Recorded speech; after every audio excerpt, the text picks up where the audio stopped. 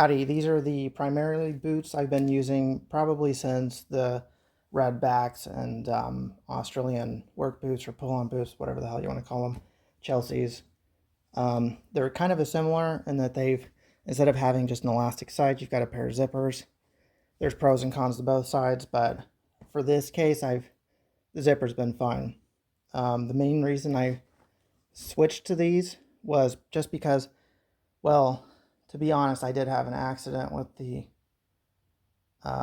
red backs that I was using about 5 years ago. So I stopped using those as much and then just decided to go with something that was a little bit more of an ergonomic of a fit.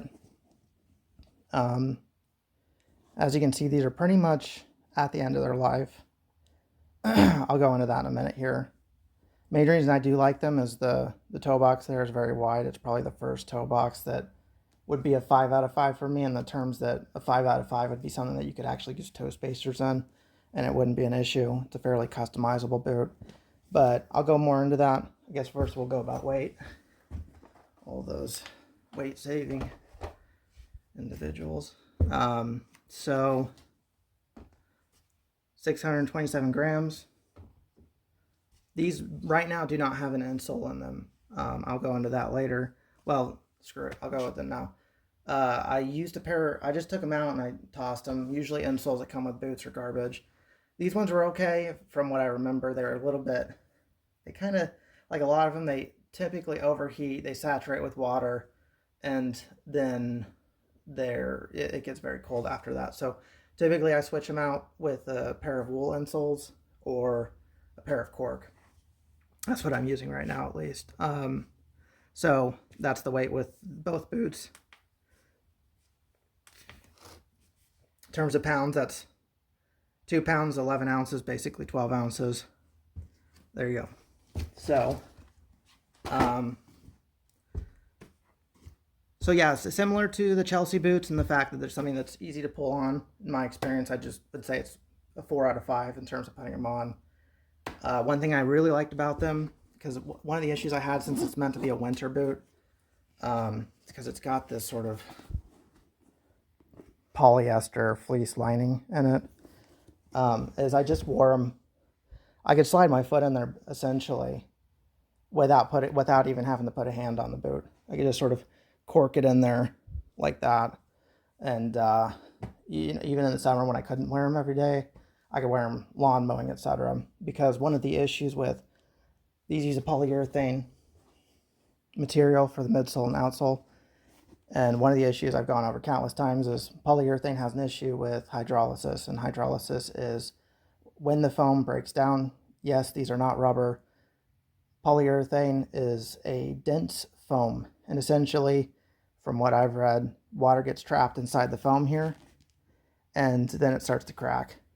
And basically, maybe not crack, it starts to break down essentially. And so then you'll just start seeing pieces that flake off. So one reason I haven't used these too much outside, or not outside, but like going hiking or anything like that, before I got rid of my red backs and just stopped using them completely, specifically, red backs had a very aggressive tread right here, where it's sort of a very thin dot, so it's not very wide, and they're a lot longer in length than compared to this. The red backs I basically could use them once on rocks and they would get destroyed in that area. So in my experience, when you're using the polyurethane, or with red backs, they had a TPU, which is thermoplastic polyurethane. It doesn't deal well with heavy abrasion, or at least very kind of like a knife in terms of like a heavy rock, a volcanic rock, etc. But on something like concrete or flat floor, these have held together fine. And my red backs, even the ones that I've told about to my other friends, held together a lot better on those type of materials. So just something to note. Oh, and I'll go into that actually. I'm not sure if I'm able to get this on video. Basically, at this point, I can't wear these anymore because I've started to get water leaking in. I think it's more bad on this one. I can't remember. Maybe it's the other one. But anyways, where it started to crack there, I've started to get some water seepage in. This is after about 3 years. I probably could have been better. One thing that was hard is that there's not really any Sievi distributors in the US. So one of the issues I've run into is with polyurethane, with hydrolysis and polyurethane, you don't ever know if your pair of boots have been sitting on like a shelf in a warehouse somewhere, in the frozen north somewhere for months or years even. So you could totally buy a pair of boots and it would be just a total dud. And one thing I do like about companies that do make polyurethane products is when they make less overall products, because they typically would have less issues with products just sitting in a warehouse because they're some type of very specialty product. This one seemed like a very general one, but I would say overall, Sievi's got product bloat in my experience because they have so many products. I almost wonder if these were just sitting on a shelf somewhere.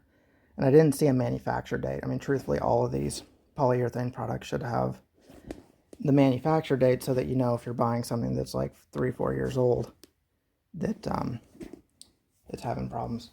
So I think I went over this, but first pair of boots I've actually had where the width was good. I think they talk about it. They say it's like the Scandinavian foot, but the truth is it's just the way a person's foot is supposed to be. But as you can see, there's a lot of delamination here on the side. And I've also gotten a little bit of water leakage on the outside on both of them as well.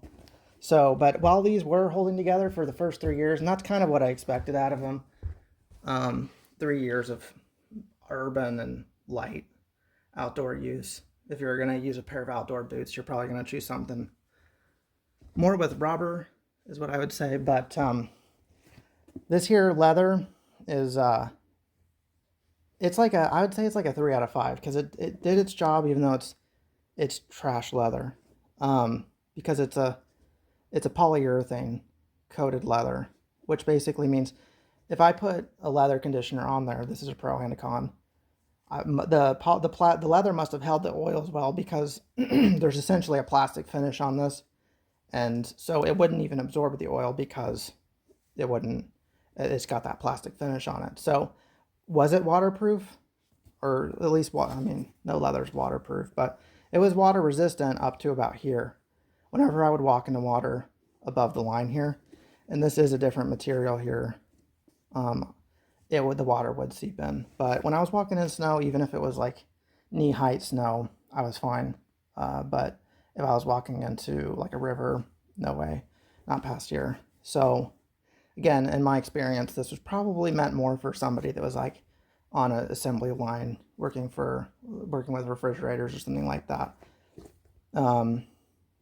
So again, it's a plastic coated leather, and I don't mean to trash it too much. I mean, to be completely honest, it did its job just fine, and it didn't crack anywhere. So, and as I've had with other leather boots, I mean, there's not a lot of leeway there. So when you're kicking stuff, I don't, just so you know, when I kneel, this has got a lot of flex to it, so I didn't have to kneel on the forefoot, because that usually would cause a premature wear. But I do like that I could crouch like that without it being an issue. There's not like a shank that's holding it back.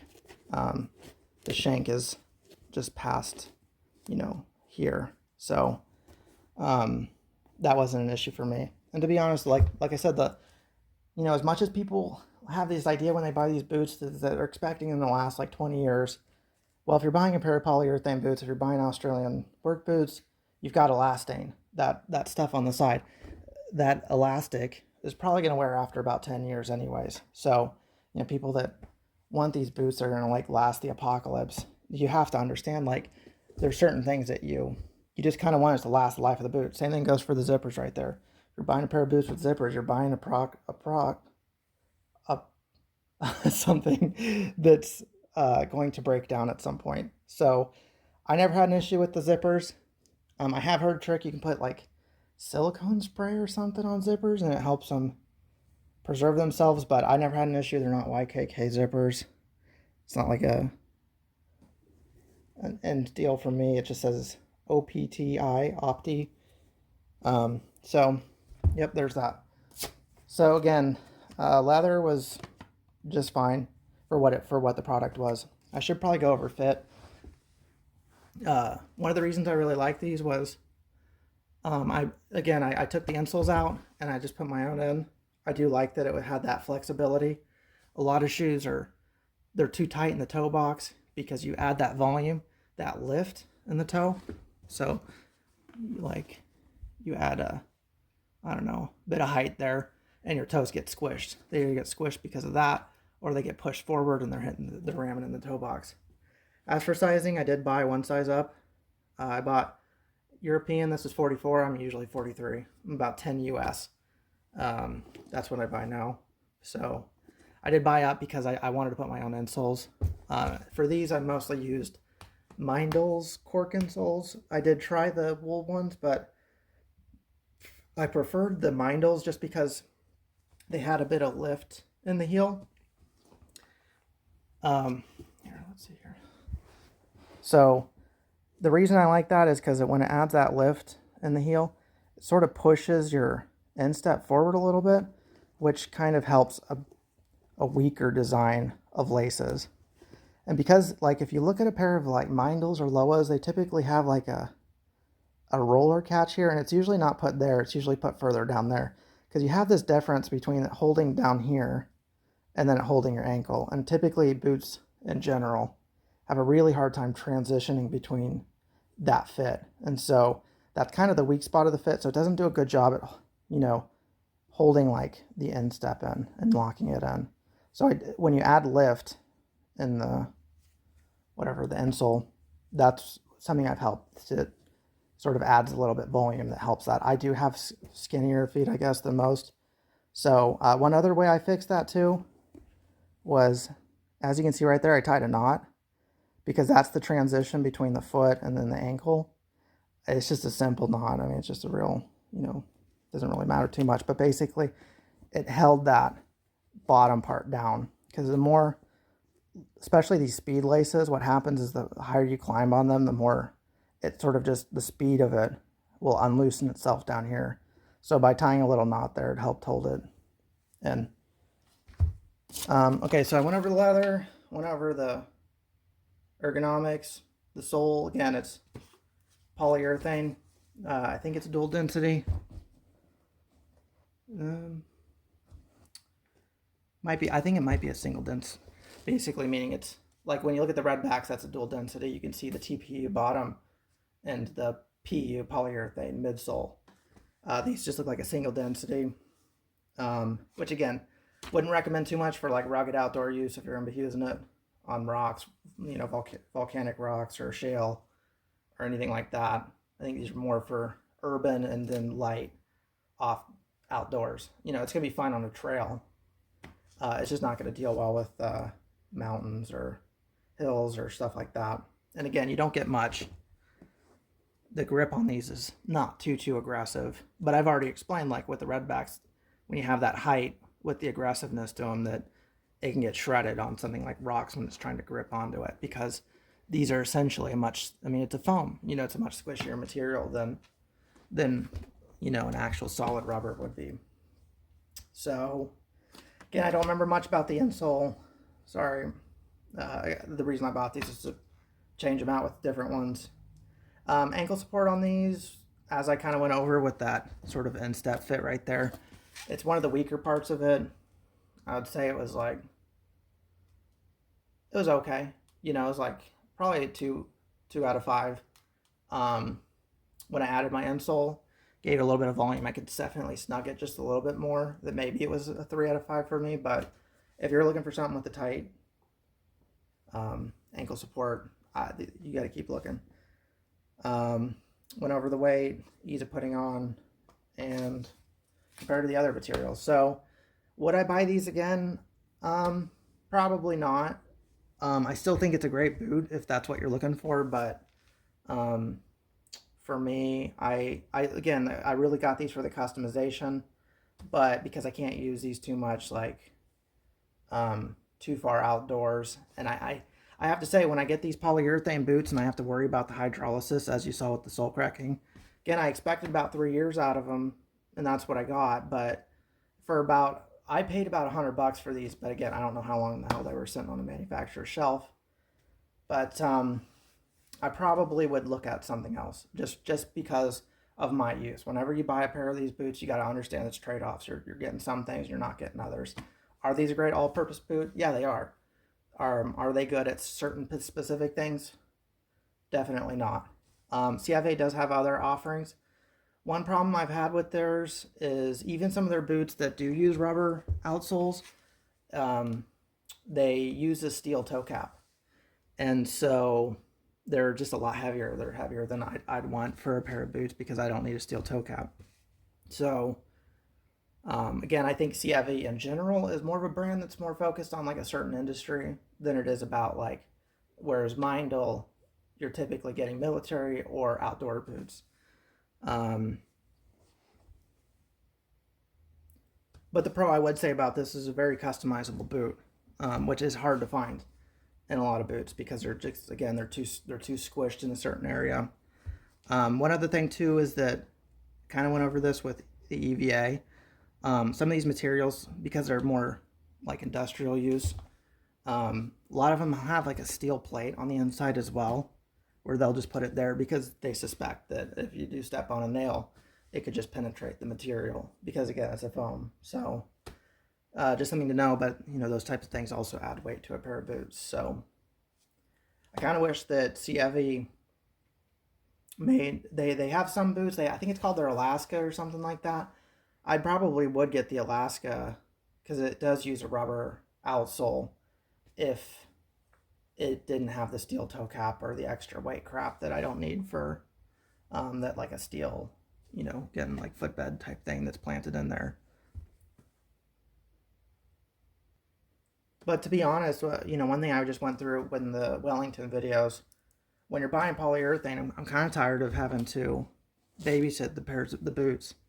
You know, if you own 3 to 4 pairs of polyurethane boots, if you're not wearing them, you know, every week or every month or something like that, you know, you buy something that's a little bit more specialty. You know, again, I could get away with these because I can just wear them without zipping them up and then go lawn mowing. But during the summer when they're a little bit too warm for where I am in the Pacific Northwest, but, you know, when you, like with the rubber boots that people buy, people typically only wear them about 3 to 6 months out of the year. So what happens is they'll buy them, like for example, in the summer, they'll wear them 6 months later when winter hits around and the material starts to break off because the hydrolysis is taking hold, you know. So, you know, unless you're gonna buy, it's kind of like a tool, unless you're gonna buy the boots to fit a certain function, you know, with the trade-offs that you want and don't want, you know, there's not going to be that perfect boot out there. These might be it for you, but unless it's going to be like that, I just don't want to have these boots that I have to babysit essentially because they don't fit, you know, a certain thing I need, like the outdoors, you know, something like backpacking or heavy rocks, etc. So just something to know. I think that's about it. I hope that helps. Again, I'm not too sure if that's a synthetic material. That didn't absorb any leather conditioner. Neither did this. This is leather though, but they literally say it's polyurethane coated. That's a fabric. Got a little shred in places, but it's not too bad. That there is not leather. That's pleather. So, you know, these might be for you. They might not. Cheers.